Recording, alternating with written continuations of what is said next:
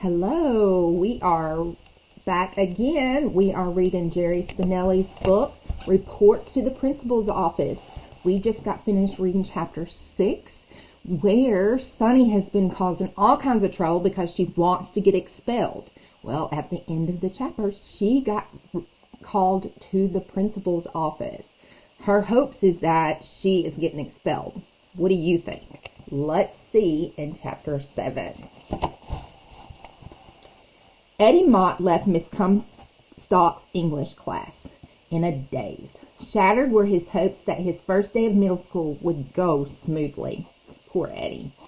So far he had been threatened by a grumpy girl, used as a football, hijacked, stranded at a gas station, and targeted by a boogie shooter. None other than the same grumpy girl. What was the matter with her anyway?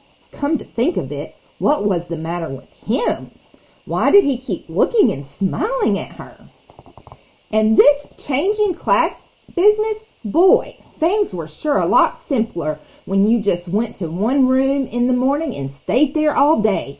Luckily, he hadn't had to finish his first class because that's when he was walking halfway across town with Salem Brown Miller and the principal. The only good part of the day so far. And of course, it happened outside of school.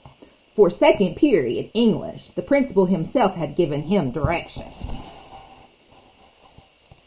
The stampede herd carried him down the hallway.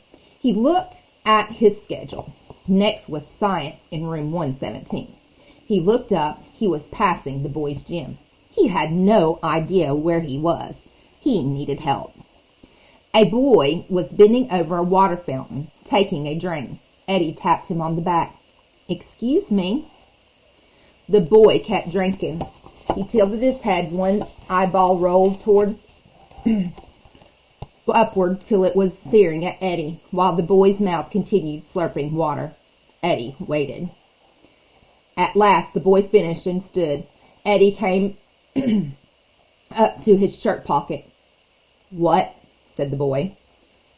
Eddie gulped. I'm looking for room 117. Do you think you could show me the way? The giant boy blinked a few times. Then he smiled. "Sure. You in the 6th grade?" "Yeah," said Eddie. "First day in middle school." He hoped his voice wasn't shaking. Actually, he felt more at ease now that the boy was smiling. The boy reached for the schedule. "Can I see that?" Eddie handed it over. The boy studied it, nodded. "Yeah. Oh, 117, all right." "Okay." He gave the schedule back. He leaned down. He put a hand on Eddie's shoulder and pointed with the other. "You go down these stairs here. When you get to the bottom, you turn. Let's see. Right? Yeah. And then there's a door. And you go through that, and you're there." Eddie looked up. He smiled back. "Okay. Thanks a lot." "No problem," said the boy. His smile really big. "Good luck, dude." Eddie sailed through the door and down the stairs. "Dude, wow, an 8th grader called me dude. They're not so bad after all. All you have to do is be nice to them." The bell rang. The other kids were gone. Oh, he must be late. At the bottom of the stairs, he turned right and looked for the door. There it was. He opened it, and instead of desks and students and teachers, he saw pipes. Big pipes, little pipes, running up the walls, across the ceiling, and squatting in the floor were 2 big metal things. Well, it did look kind of scientific. Oh, goodness. He peered back outside. Another door across the way. He tried it. It was a small room.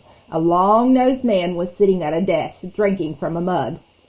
Eddie blurted out, "This isn't room 117, is it?" The man was rising, saying, "What?" But Eddie already knew the answer. He dashed back to the stairway and up as far as he could. He pushed through the doors and into a long, deserted hallway. A mile of lockers and doorways in silence. His heart thudded against the English book he held to his chest. He had a vision of every classroom and locker door swinging open and faces leaning out of every one and braying, "You're late, sixth grader!" He took only a couple of steps before realizing he could never walk into room 117 this late, even if he ever found it. Somewhere nearby he heard horns and drums, then steps coming from up ahead, then a voice within, "Hide." Well, I guess the 8th graders aren't as nice as he had hoped. Poor Eddie, just not having a good day. Well, we'll see what happens to Eddie in chapter 8. See you there.